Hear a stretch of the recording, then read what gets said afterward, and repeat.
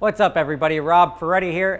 Sports cars, they're good for a lot of things. They're good for dry weather. They're good for going fast. When I lived in Miami, you would see a lot of pop-up flooding when it rained. And I lived right on Biscayne Bay.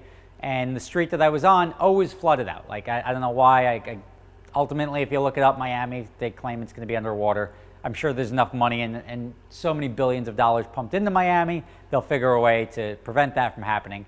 However, in the current situation, as you're about to see, it does flood, and you'll learn really quickly that sports cars and some other cars, there's a right way and a wrong way to do flooding. If you have a truck, drive through it, have a good time. If you have a sports car, like an Aston Martin, you may want to drive around it. Brings me back to a story with a rental car that we had. We had a Bentley once. Guy drove through floodwater in the Hamptons. Cost him $70,000 or $80,000. I don't remember how much a flying spur motor was, but we got a brand new flying spur motor from Bentley because that guy drove through, seized the engine because the engine needs air, and if where the air is getting sucked into the motor gets water, sucks in the water, and if you suck water into the motor, you're not going to like it. As you're about to see here, a gentleman in, I'm going to call it a sports car, a 370Z, 350 or 370, I'm pretty sure it was a 370, this was years ago, decided to press his luck and try to make it across, and was not a smart move. We'll leave it at that. We may have claimed our first victim, the 350Z that couldn't. That sucks.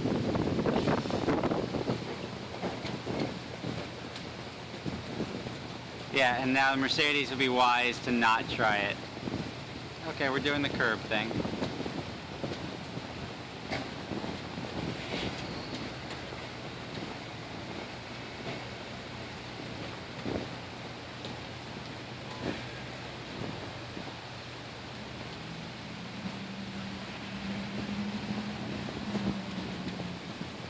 Thought that dude was just gonna straight splash him. This sucks. That's gotta suck.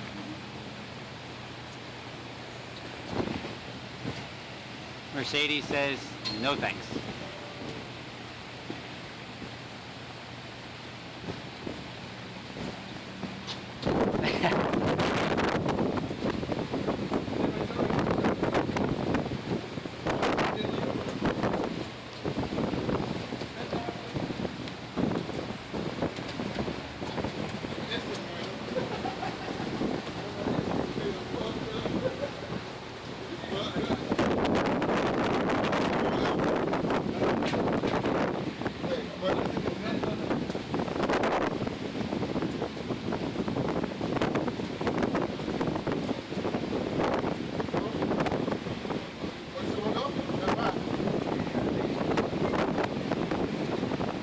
Now that you've watched that, there's part of you that was saying, why don't you put down the camera and help?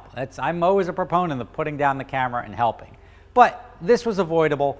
The guy was getting wet. This other guy wanted to drive around him. This isn't not really my position where I would stop and help. Nobody's going to get hurt. The guy just ruined his car, and his girlfriend is sitting in there pissed. They got water up to their knees.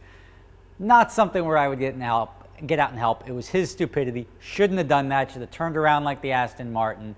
And sure enough, he probably wasted $10,000. Hopefully it was under warranty, but hopefully he either had insurance for it or something. But whatever he did, very stupid decision. When you have flooding like that, if you don't have a car that can get around it, go around it. If you have a car that can go through it slow, not quickly. That's cool. It snorted out through the thing.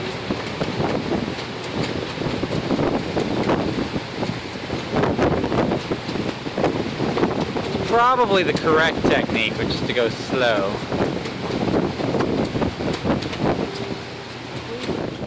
You want to keep your tires attached to the ground, and the faster you go, the more likely you are to sort of rise up and skittle around.